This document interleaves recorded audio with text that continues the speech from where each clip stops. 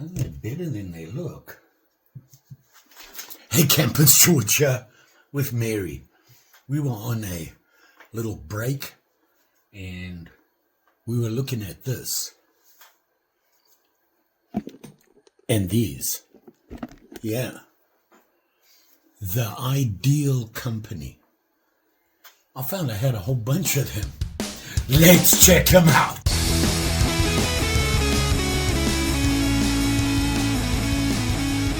So what I'm talking about are these. Yeah, look at them. 6 of them here. They all duplicates. Well, kinda. A Barlow, a Jack, and another Jack. Same here. Slightly different. So, the Ideal Company. Who would have thunk? Let's look into them. So the other day I went on a knife hunt and came across, I think it was a knife hunt or a gun show, I can't remember. These two guys, you see them? They're basically the same thing. One's red, one's white. Even the material's the same. A single blade toothpick, right? Simple, nothing special, kind of looks hokey. They made a lot of them, and not just these, and that's the thing I didn't know about. The Ideal Company. Now don't get confused, okay? If you go online and search Ideal Knives, you're going to get confused. You know, I'm kind of learning AI, kind of. And I have to really pay attention to what information it gives you, because it can be very confusing. Because why? I think AI is confused as well.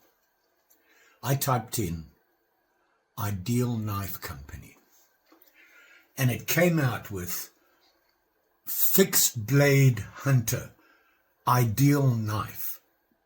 And I thought, wow, they make that? And then I realized, why? Because I'm a Marbles fanboy. They were talking about the Marbles Ideal Knife Fixed Blade Hunter. They got confused. They were talking about the handle styles and this and that. And I'm like, no. This is what I'm looking for. Then I realized you have to put the Ideal Company. And then you get this stuff. But there's more. There's this stuff, there's this stuff, and campers, which was what they were probably better known for than these. And you know what? I don't have a camper. Now here's the problem that I have with me right now. When I'm out hunting and I look and I go, oh look, that's an Ideal. Yeah, hokey.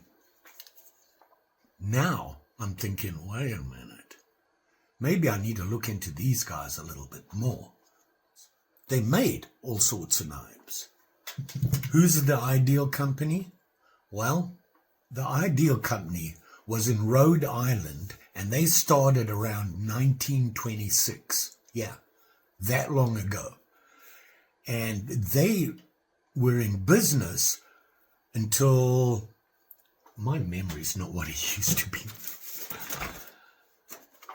1986. So 26 to 86. That's a long time. That's 60 years. 60 years. And they made all these hokey different ones. And I was like, I need to know more about, well, who started them? What knives did they make? Why did they make them? And what did they make? Well, here's what I found out. The Ideal Company focused on manufacturing not cheap, inexpensive knives. And what they did, they were really for everyday use. You would find them in the 5 and dime stores, gas stations, you name it, convenience stores, and they'd have that, you know, this type of thing, that cardboard display with the knives on them. 50 cents and it's yours. And over the years, things changed on the knives. Because I was like, well, how do you date a knife from the Ideal Company? Well, you have to look at tank stamps. You have to look at the handle material, the style. The tank stamps, especially, the main teller on a tank stamp is if you had italic writing on the tank stamp versus block writing, the italic was way older. That was the older knives. The newer knives, I went to block. And I'll throw some up here so you can see what I'm talking about. So that'll give you an idea how old it is. Also, the handle material. Now, they used a lot of plastic, Bakelite, you name it, they used it according to when they were available. So there's another indicator. So if you dig and scratch around a bit and look at your knife and figure out what it's all about, you can get a rough idea of how old it is between that 60-year period. Okay, so who started the Ideal Company? Apparently two brothers, Dominic and Michael Marcelli, plus Philip Mangonini, I think, got together and started the Ideal Knife Company. And what they did was they imported the knives from Germany and put their stamp on it, which I thought was interesting, which tells me that maybe the blade steel's a little bit better than we think it is. I know that they also used kinfolks to make their knives. They were just stamped Ideal. That's it. So if you find one, probably made by kinsfolk. So that'd give you an idea. That was way back. And it was this sort of stuff. And like I said, they were offered everywhere. Inexpensive and were popular. Farmers, working people, everyday use people carried these things because why? If you lost it or broke it, you went to the 5 and dime or the local gas station and they would have another one for, I don't know, 50 cents. Now, one of the things they did too was in 1930, they went from this style to this style, the clamshell. So if you find one of these, it's from after 1930. These are typically before. Plus, if you look at the tank stamp, and you can see on this one, it is that block tank stamp, and it has USA on it and things like that, will tell you how old, roughly, the knife is. There's a lot out there. They're obviously not around anymore, but you go to garage sales, antique stores, used stores, that sort of thing. You're going to find them. They're everywhere. And you'll find these are pretty common to find out there. And, you know, I saw these two and I thought, oh, a white and a red one, they're not the same. So it's not a duplicate. And now I'm thinking, how many different colors did they have? Plus, what type of handles? Well, plastic, Bakelite, you name it, they used it. And in different colors for the different knife styles. Like I said, their most popular was the camper. They had a camper. And I believe it was a 4-blade. 4-tool anyway. Knife, bottle opener, can opener, and all. And they kind of sort of like this. This is not one. This is a 2-blade jack. You can see it, John. You can see it's a clamshell. Okay. This, not a clamshell. It's got those, what do you call them, tip bolsters on them. Very thin, just one single steel liner with a plastic handle on it. And then they had this awesome toothpick. Long and slim, and you can use for anything. Slip joints, no lock-in on these. They even made ballers. Look at that. Okay. Same thing again. They had 1- and 2-blade barlows. You could tell who they were because, yep, look at that. It's that italic or script, if you want to call it. And if you look carefully, you can see it pretty clearly on you. It says, the Ideal USA. Now, the USA was another giveaway on dating. that whole USA stamp at the bottom, the U.S.A, came about probably after the 1940s. So if you have one that has USA on it, it was made after 1940. So there's an indicator for you. And then, of course, the script as well. So you're looking at that, the handle style, that sort of thing. The plastic, this sort of thing. These with the plastic handles, they started making probably after the 60s and 70s onwards, because that's when plastic became a thing that they used on handles. So there's another indicator. All sorts of ways to figure out how old your knife is. This, obviously this Barlow, is a clamshell. I'm not sure what this material is, probably plastic, so there's that. Then you look at the tank stamp, and it's got the script, which makes it older. So you've got to put all these things together to get a rough idea of how old it is. When you look at an ideal, you go, well, that looks kind of hokey, right? Well, this is a pretty old knife right here, and it's still in good nick, and it got used. You can tell it got used. So there's that. Why am I looking at these knives, you ask? Well, because I found I had 6 of them. I probably got more. I need to look a little deeper.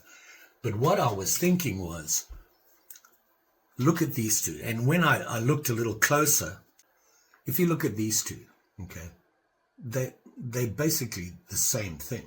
One's red, one's white. Even their tank stamps, you see, are block with USA under them, I think. Yeah, same age, just different colors. And they have this shield on. You look at these two, clamshells, right? So what does that tell you? So these are post 1930 knives because they have clams on them. Unfortunately, this one, the handle is broken. And I'm thinking, can I replace it? And with what?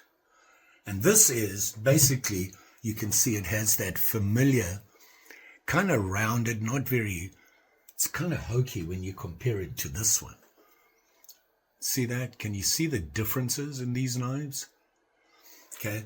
Kind of hokey, rounded off, not as clean. Even these look a little beat up. Look how different those are to those. Which one's which? I don't know. They equal end jacks. One's a single blade, one's a double blade. Tank stamp.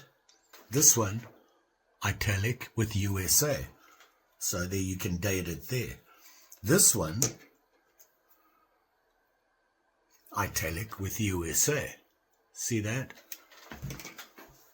They look different. They have a different look and feel to them. This guy looks really beat up and like it's an older knife, right? Now, did it just get beat up? Or is that the way it was made? It's not as clean as this guy. This is a 2-blade. You've got this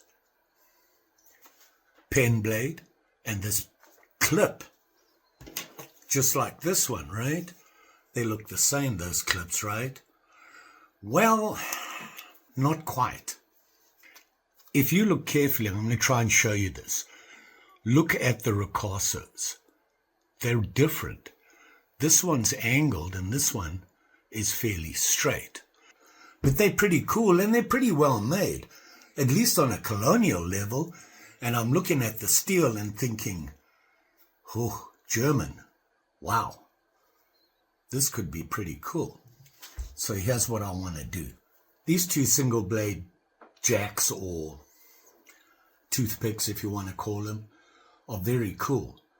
But I'm partial to a white handle, right? And it's in pretty good condition.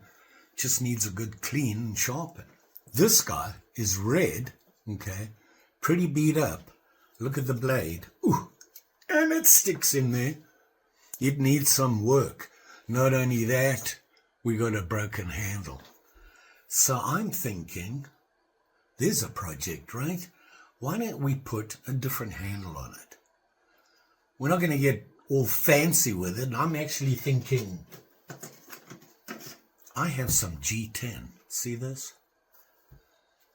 Seems to be the right thickness and everything for these, right?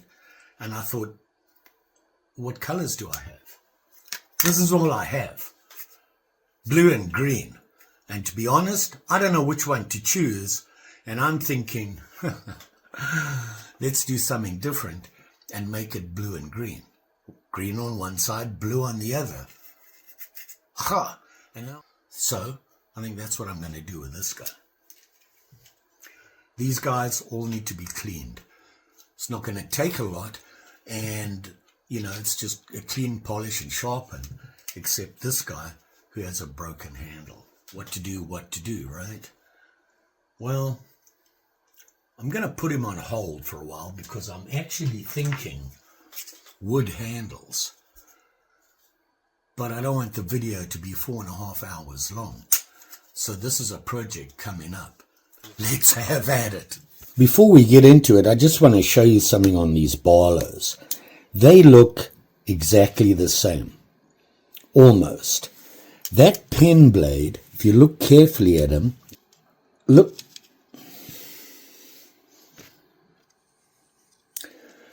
at him.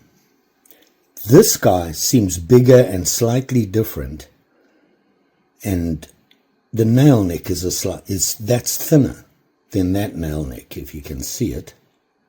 See that? This blade is thinner. Doesn't not as deep as that, but everything else looks the same. So there are slight differences, but it really shows up on the tang stamp. Look at the tang stamp on this one. Big and bold. See that? Now look at this guy.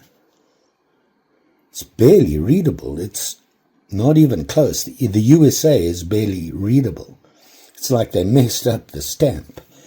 Are they from the same period? Well, probably. Just not quite the same. And again, look at the nail necks. So they are slightly different.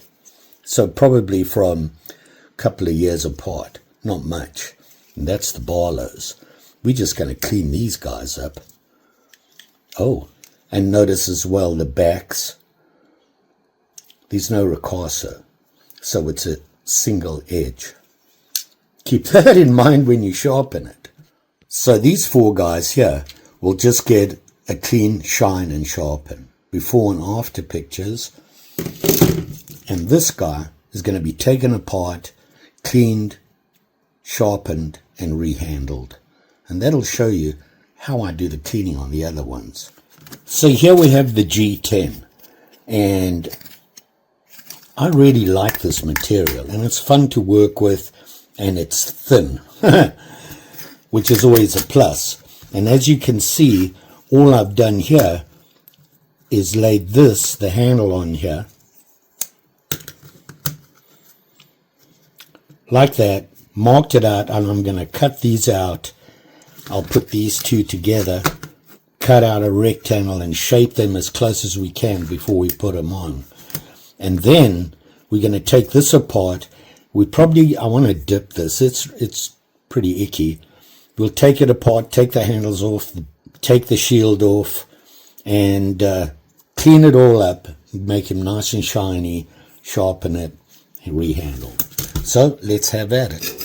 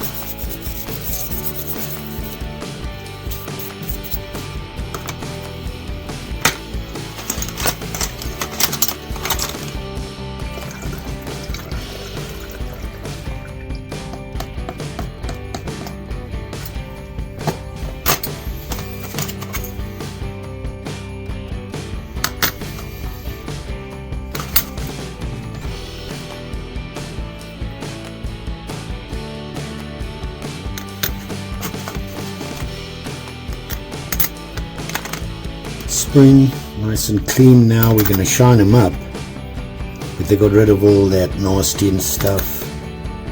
We'll clean them up. Then we're going to measure these onto here and mount them, and then we'll put it all together, he says.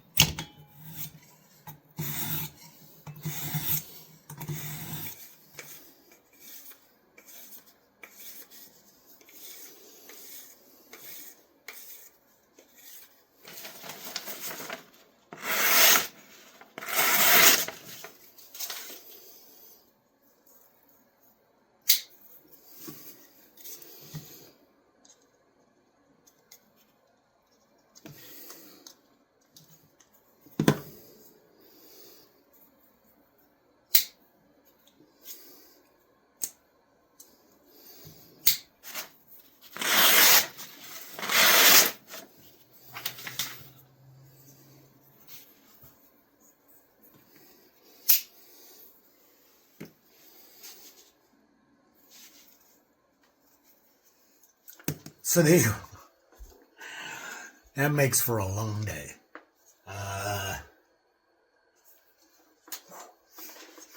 About 14 hours with breaks. Makes for a long day, but hey, I got the project finished and that's what I wanted to do. Here they are here. Barlow. Cleaned up nice. These were pretty clean as they were. And you can see the tang stamp there. It has that script style. Nice and clean. These clean up nice. They shine. And they get sharp. When I was sharpening them, I could feel. The steel on this is pretty good. And from what they say, they're importing them from Germany. So there's that. And here's the other one. And they both cleaned up really nice.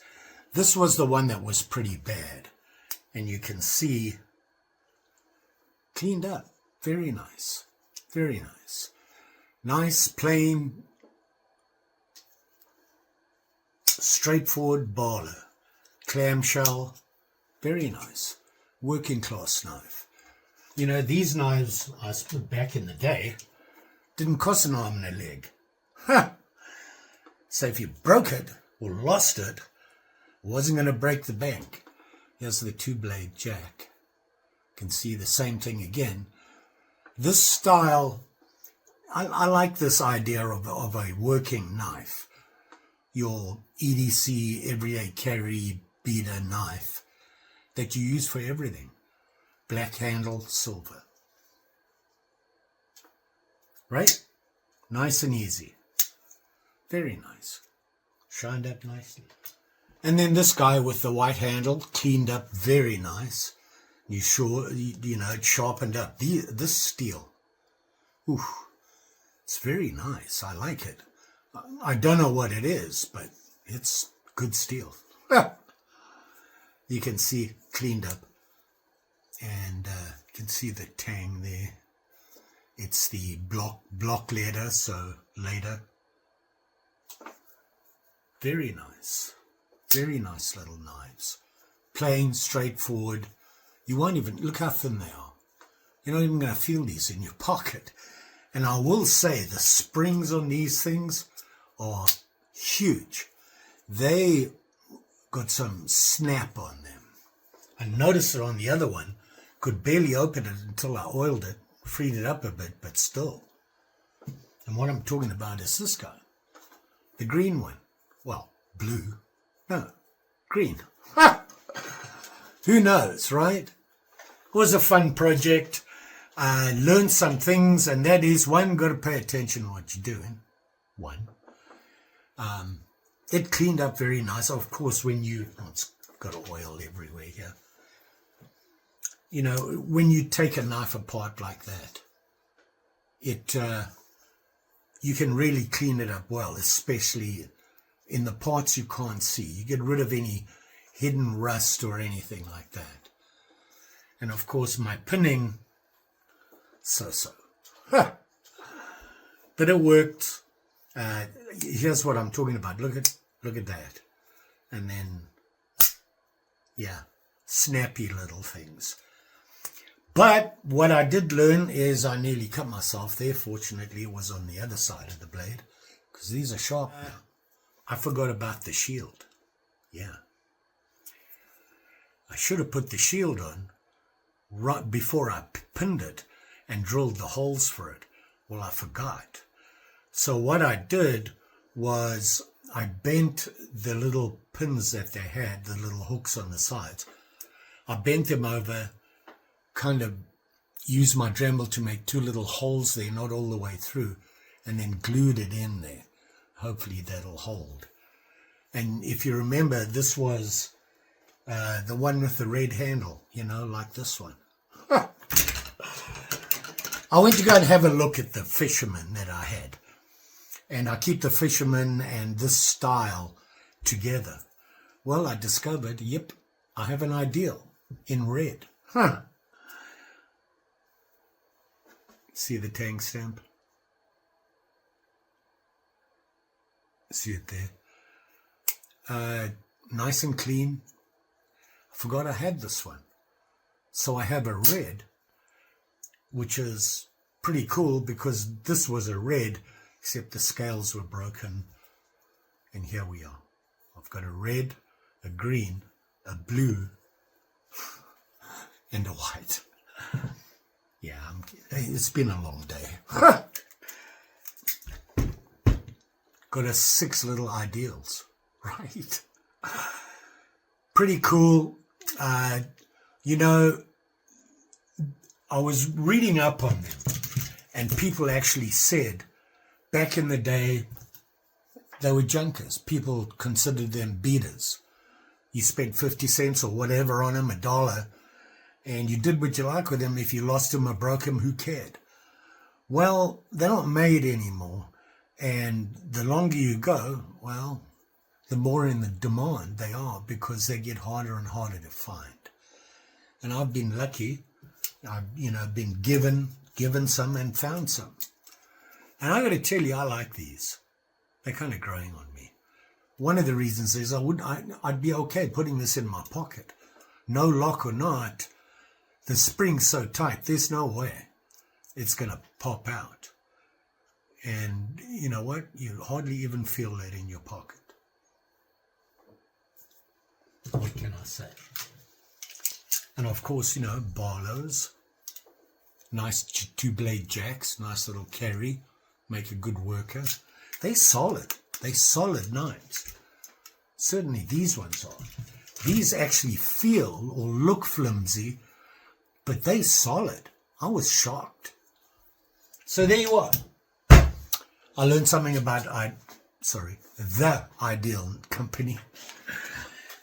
And it's interesting. And you know, they made a lot of knives. And they did that whole marketing to the 5 and dimes and the gas stations and anywhere else they take a display and put it up there.